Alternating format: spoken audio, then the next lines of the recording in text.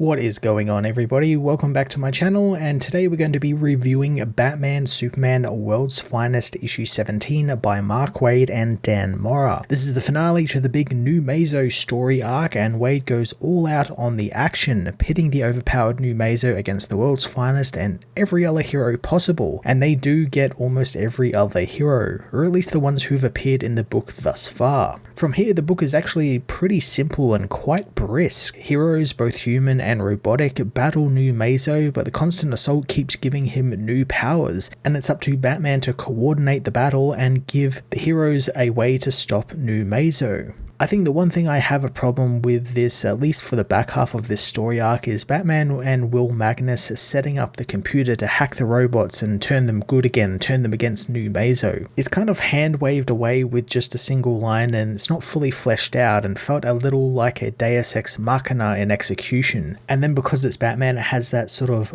because he's Batman, he figured it out really quickly and doesn't need to tell anyone because he's Batman. Like, I felt we needed to be cutting away to Batman and Magnus and having a little adventure with them instead of just tapping away on a computer. Like maybe Newmazo had another recognizable robot guarding his computer systems and Batman had to battle it or something. I did like it brought it back round to the beginning of the story, since this story started as a Metamorpho story, or a story that focused on Metamorpho, and giving him the final blow against Newmazo was quite cool. And I love the build up to it as well, where it's revealed that they have the original Amazo back on their side and they're using him as sort of like a feedback loop for Newmazo, and they're constantly giving each other the same powers and it's causing like a power surge. That's quite cool and quite an interesting way to take down the villain. What I've enjoyed about the series the most is, well, it's definitely a Superman and Batman focused series because they are the titular heroes. Waid isn't afraid to let the other heroes have the spotlight for a little bit, and I've said in past reviews he takes the world's finest title and applies it to all of the heroes who appear in the book, not just Batman and Superman.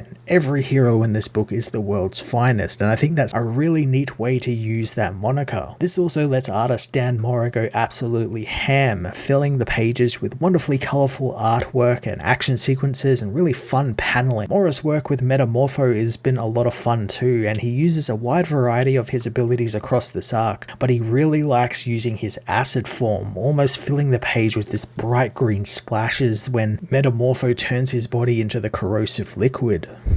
As we end the story, Waid brings it full circle back to Jimmy Olsen as well, who was running a story on Bruce Wayne potentially being the murderer of Simon Stagg, and now he's fearful the billionaire will try and get revenge on him. It leads to a really fun scene where Batman kind of talks up Bruce Wayne a little bit and calls him reasonable and he's a cool guy and everything. It's really fun when they get to do that sort of stuff with these characters. But then he also encourages Jimmy and thanks him for his journalistic integrity, something I don't think Jimmy gets enough credit for. Waid also teases the next couple of arcs in the book in the final page for the series, taking it back to the beginning of an interesting new iteration of the Batman-Superman first meeting, seemingly involving the Riddler and various other villains, and then we're also going to be catching up with Boy Thunder and visit the much anticipated Kingdom Come future again. Waid getting to return to that well almost 30 years after he created that world is so exciting, and I can't wait to see what he has in store for us. Waid and Mora rounded out the Newmazo storyline in issue 17 with a big, bombastic, action-packed issue that, while entertaining, dropped most of the decent story and character developments I've come to expect from this book thus far. Because of that, I am going to give this issue an 8 out of 10. If you want to check out some more Batman and Superman related things, why not stick around for my reviews of the cartoon series My Adventures with Superman, or check out Deadman taking Batman's body for a joyride in Night Terrors issue 1.